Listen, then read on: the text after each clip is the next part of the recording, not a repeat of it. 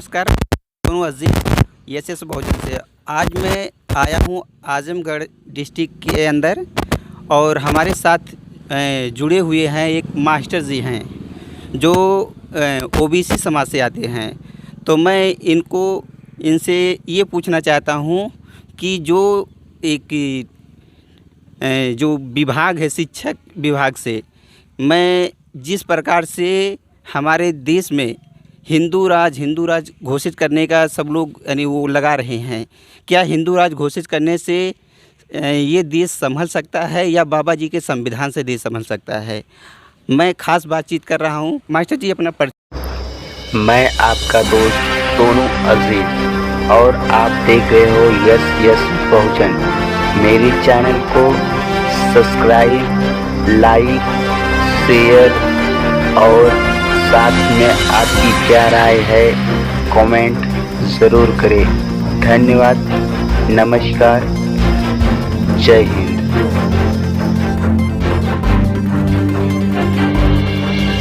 जी बताइए पहले। मैं रामधनी प्रजापति उच्च प्राथमिक विद्यालय कुशलगांव फूलपुर आजमगढ़ में कार्यरत हूँ। जैसा कि ये प्रश्न उठाया गया है कि आज सरकार हिंदू राष्ट्र के बारे में चिल्ला रही है कि हिंदू राष्ट्र होना चाहिए। मेरा तो अपना विचार है कि हिंदू राष्ट्र से नहीं बल्कि देश बाबा साहब भीमराव अंबेडकर जी का जो संविधान बना है उससे चलना चाहिए, क्योंकि हमारे देश में हर धर्म के, हर जाति के, हर संप्रदाय के लोग रहे हैं। सभी लोगों ने अपना खून पसीना बहाकर इस देश को आज़ाद किया है। केवल हिंदू कह करके देश को नहीं चलाया जा सकता। इसके लिए सर्वधर्म समभाव की भावना से सारे कार्यों को करने से ही देश का विकास हो सकता है। केवल हिंदू के नाम पर, और हिंदू के नाम पर सरकार चिल्लाती ज़रूर है, लेकिन अगर देखा जाए तो सही माने में हिंदू किसको मानती है सरकार? हिंदू मानने के लिए तो केवल कुछ ही जातियां, जो ब्राह्मण है, ठाकुर है, सवर्ण है, अपने को हिंदू वही कहते हैं। कहने के लिए तो हरिजन भी हिंदू है, राजभर भी हिंदू है, लेकिन जहां पर बराबरी के हक की बात होती है, किसी पूजा पाठ की बात होती है, कहीं उठने बैठने की बात होती है, तो वहाँ छुआछूत की भावना से हिंदू धर्म को तो ग्रसित कर दिया जाता है। तो कहाँ हिंदू है? हिंदू का मतलब यह है कि टोटल समाज में रहने वाले लोग, चाहे वह कोई भी हो, सबको मिलाकर हिंदू माना जाए, तब तो हिंदू होगा। केवल 15% को हिंदू मानने से कुछ नहीं हो सकता, और केवल उन्हीं के विकास के नाम पर एजेंडा चलाने से देश का विकास कतई नहीं हो सकता। सर, मैं जानना चाहता हूँ कि आप एक टीचर हो, आपके सामने यानी ओबीसी समाज से आते हो, क्या आपके साथ भी यानी कहीं जब अच्छे पदवी के लोग मिलते हैं तो वहाँ आप समाज से पूछा जाता है? ज़रूर, यह बात तो हमसे ज़रूर पूछी जाती है कि आप किस समाज से हैं, तो वहाँ हम कहते हैं कि हम बैकवर्ड से आते हैं, और उसमें भी अपनी जो जाति है विशेष रूप से प्रजापति कुम्हार के रूप में, तो हम देखते हैं कि चारों तरफ देखने के बाद हमको यह एहसास होता है कि हमारा भी शोषण हो रहा है। हम अगर जो संविधान के अंतर्गत बाबा साहब जी ने जो दिया है उस अवधारणा को अगर हम मानकर चलते हैं, अगर हम उस पर अपने विचारों को क्रियान्वित करते हैं, तो हमको दिखाई पड़ता है कुछ हम लाभ में हैं, अन्यथा हमें कोई लाभ कहीं से दिखाई नहीं पड़ता है। कि हम भी तो एक तरह से बैकवर्ड की जो जातियां हैं, कुछ उसमें हम अन्य पिछड़े वर्ग से आते हैं, बिल्कुल कमज़ोर जातियां हैं। न तो हमको अच्छी तरह से लाभ बैकवर्ड का ही मिलता है, न तो हमको अच्छी तरह से लाभ अनुसूचित का ही मिलता है। इसमें केवल हमको लाभ पाने का एक ही कारण होता है कि हम कितना परिश्रम कर लें, कितनी मेहनत कर लें, अपने मेहनत के बल पर जो भी हमको सफलता मिलती है वही हमको सफलता मिलती है। बाकी हमें कुछ भी दिखाई नहीं पड़ता, न इधर से न उधर से दिखाई पड़ता है। सर, मैं ये जानना चाहता हूँ कि आप जब टीचर हो, आप क्या बच्चों को आप यानी संविधान के बारे में या अपने अन्य महापुरुषों के बारे में बताते हो या नहीं बताने देते हैं, या आप? नहीं, अन्य महापुरुषों के बारे में मेरी परिकल्पना जो होती है मैं हमेशा बताता रहा हूँ। बाबा साहब की किताबों को पढ़ता हूँ, बाबा साहब के विचारों को पढ़ता हूँ और उनके बाद उनके अनुयायी जैसे ज्योतिबा फूले जी हैं, सावित्रीबाई फूले जी हैं और अन्य लोग हैं, उनके विचारों को मैं पूरी तरह से पढ़ता हूँ। पढ़ने के बाद उनके विचारों को आत्मसात करता हूँ, उस पर जाने के बारे में सोचता हूँ और मैं यह सोचता हूँ कि मेरा कल्याण अगर होना है तो इन्हीं पर होगा। बाकी हिंदू राष्ट्र के नाम पर कोई कल्याण कहीं से होने वाला नहीं है और इससे देश का कोई भला नहीं होगा। सांप्रदायिकता से और धर्म के नाम से कार्य करने से देश का कोई भला नहीं होगा, क्योंकि में न तो ब्राह्मणों का काम हुआ है, न तो ठाकुरों का काम हुआ है, सबने किया है। अभी आप देखेंगे तो छोटे छोटे वर्ग के लोग भी अपनी कुर्बानी कर दिए हैं। जैसे बिहार में माझी का नाम आता है, उसकी कुर्बानी कितनी बड़ी रही है। और तमाम ऐसे नाम होते हैं जिनका नाम ही नहीं लिया जाता है। रानी लक्ष्मीबाई का नाम लेते हैं लोग, लेकिन वहीं झलकारी बाई का नाम कतई नहीं लेते हैं, जिसने कि आज़ादी में सर्वस्व अपना योगदान दिया है। तो योगदान देने में आज़ादी के पीछे छोटी समुदाय के लोग पीछे नहीं रहे हैं, लेकिन यह है उनके इतिहास को पूरी तरह से दबा दिया गया है, छिपा दिया गया है। जिस प्रकार मस्जिद हो या कोई भी चीज़ हो, उसमें दलित ही अधिकतर जितने निचले तबके के लोग आते हैं वही सब काम करते हैं, वही सब बनाते हैं, वही सब कुछ करते हैं। लेकिन जब मंदिर बनकर तैयार हो जाता है तो उसमें उनको जाने नहीं देते हैं। और उसी प्रकार से गांव में हर प्रकार का जितने सब्जियां हैं, हर चीज़ वही उगाते हैं और वही अगर ब्राह्मण उनको खरीद कर उन्हीं के हाथों से लेकर जाता है, कोई शूद्र उनके घर पहुंच जाए या उनके चारपाई पे बैठ जाए तो ऐसे यानी क्यों वो प्रभाव करते हैं? क्या उनकी मानसिक गुलामी ऐसे ही रहते हैं? यह बात तो सही है कि जब बाज़ार से हम देखते हैं आज एकदम परिलक्षित होता है, सारी बातें देखने में आती हैं, दिखाई भी पड़ती हैं कि कोई चीज़ बनती है, चाहे मंदिर हो चाहे मस्जिद हो, कुछ भी है, उसमें श्रम करने वाला गरीब तबका भी होता है।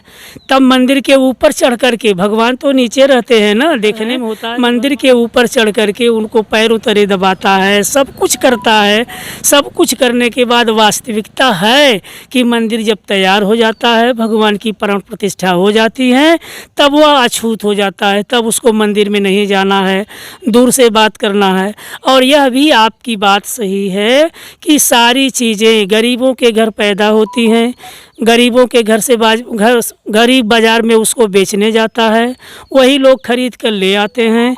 अगर वहाँ से ले आते हैं, गरीब के हाथ से ही खरीद कर ले आते हैं, अगर उन चीज़ को घर पर रख दिया और बाई चांस कोई शूद्र वहाँ पर पहुँच गया, उसने उसे अगर छू दिया तो वह सब्जी या चीज़ वह उसी समय फेंकने योग्य बन जाती है। उसको लोग तुरंत तिरस्कृत करके फेंक देते हैं, किसने छू दिया है। ये बात है। जातिवादी भावना जो है यह एक सब कुछ है, सब कुछ आ रहा है, लेकिन जाति एक ऐसी चीज़ है जो हमारे समाज से जाती ही नहीं है और लोग इसी के पीछे सब परेशान हैं। अगर हम तो यह भी देखते हैं कि हिंदुओं के लिए हम मजबूर हो कर के हमको भी मानना पड़ता है, पुरख और जो धारणाएं बन गई हैं वो भी मानना पड़ता है।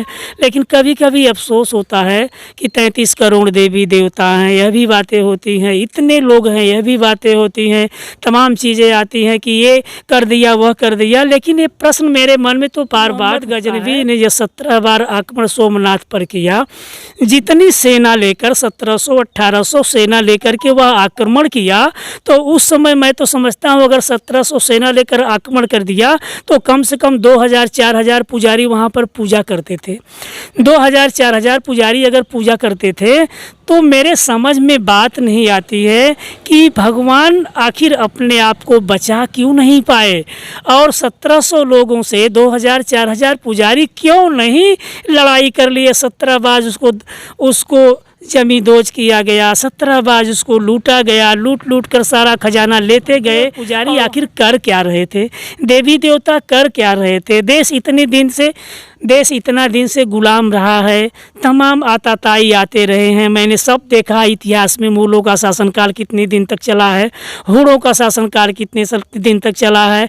इस पे आकर के लोग दबा दबा कर तोड़ फोड़ करते रहे हैं, लेकिन मेरे समझ में बात नहीं आती कि आखिर देवताओं में इतनी शक्ति दिखाई जाती है या बताया जाता है, तो देवता वगैरह आखिर क्यों आँख मूंद कर बैठे रहे हैं, क्यों नहीं वहाँ पर तिरस्कृत किए कि यार लोग ऐसे। राम के बारे में भी मेरी कल्पना ही है, सुनता हूँ वहाँ मंदिर था, बहुत पहले मंदिर था, चंद्र विक्रमादित्य ने मंदिर बनवाया था, सब कुछ था, लेकिन आखिर वो शक्ति कहाँ चली गई थी।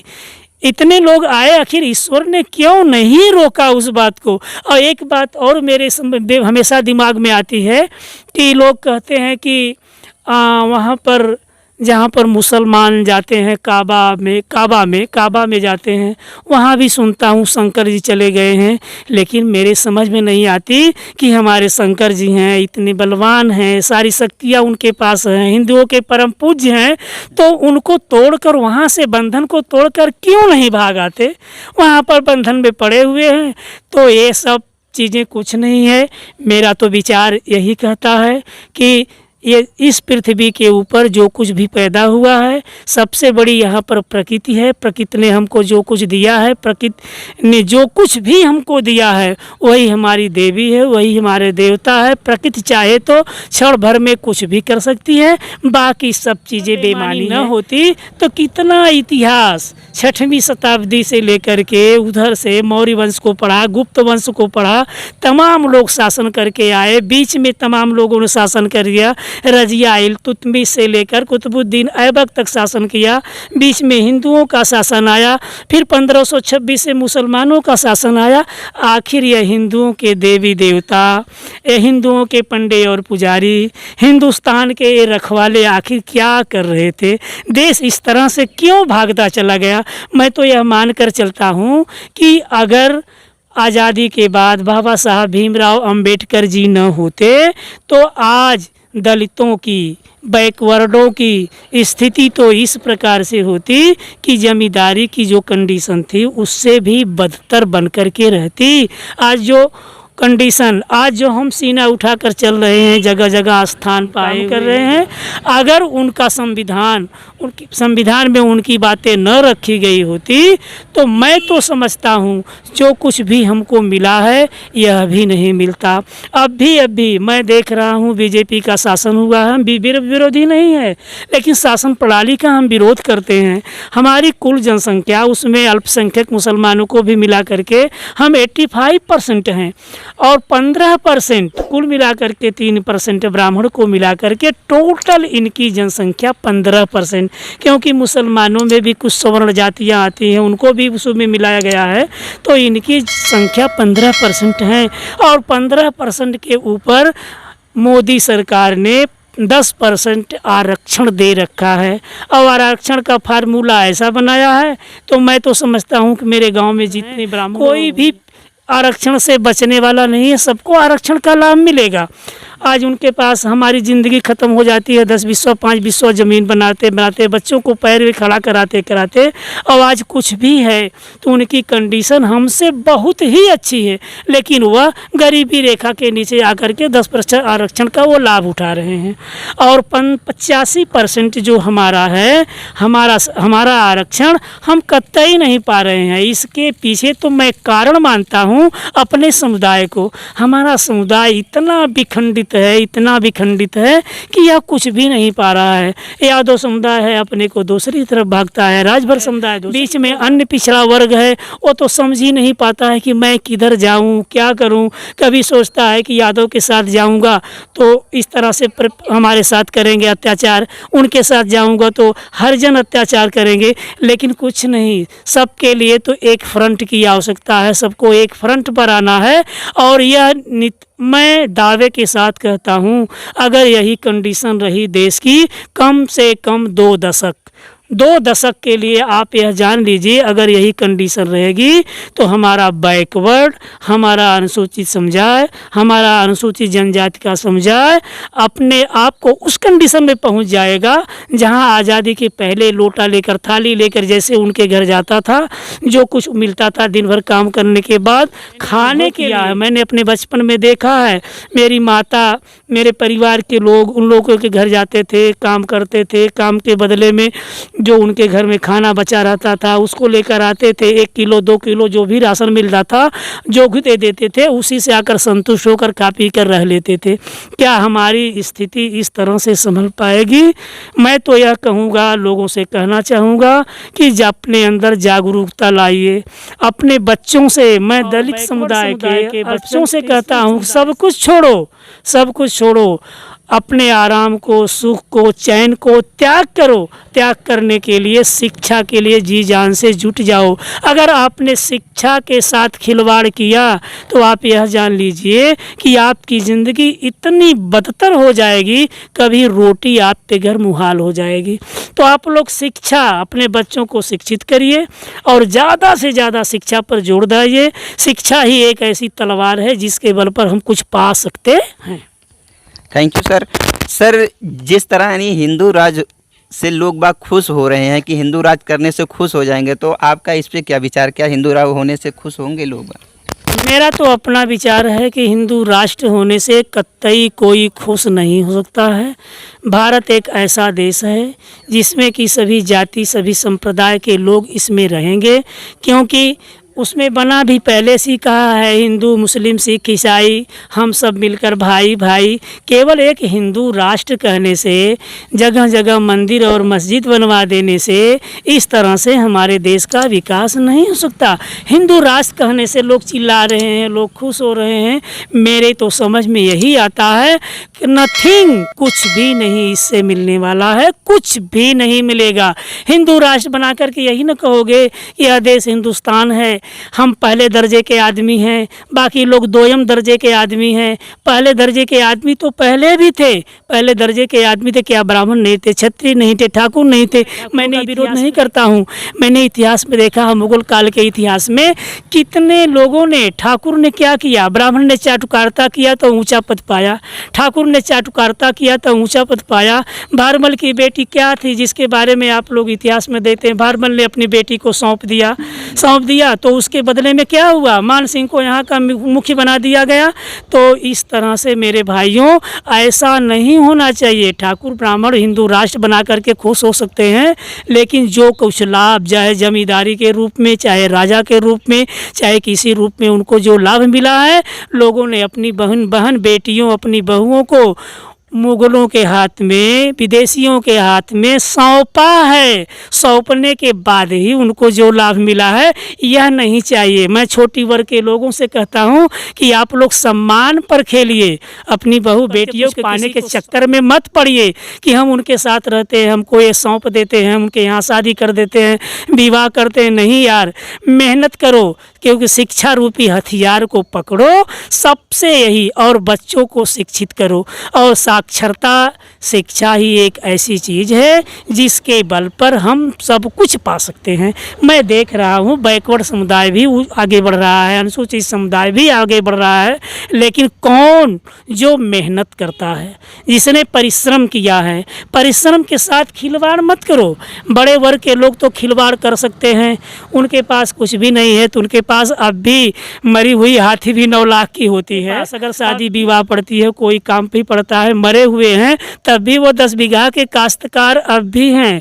कोई ज़रूरत पड़ती है तो अपना कुछ अंश बेच करके काम ले गए। लेकिन मेरे दोस्तों, मेरे बच्चों, मैं तुम लोगों से यह अपील करता हूँ, तुम क्या बेचोगे? तुम्हारे पिता माता ने तो मर कर कलेजा बहा, खून बहा करके 1 बीघा 10 पैसा बनाया है। अगर तुम उसे बेच करके शादी करना चाहो, विवाह करना चाहो, मकान बनाना चाहो, यह तुम्हारी भूल है। अगर तुमने कुछ कर भी लिया तो यह निश्चित है तुम्हारे आगे आने वाली पीढ़ी उन्हीं के द्वार जा कर के फिर नाक रगड़ करके फिर उन्हीं के यहाँ रोटी खाना शुरू कर देगी।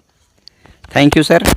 दोस्तों, मैं जिस शिक्षक से मिला, मुझे एक गांव में रहकर भी जिस प्रकार ये यानी बच्चों को, हर कास्ट की मैं नहीं बात करता हूँ, कि जिस प्रकार से बहुजन समाज के लोगों को ये शिक्षित कर रहे हैं और अपने साथ साथ अपने स्कूल में बच्चों को ज्ञान भी देते हैं।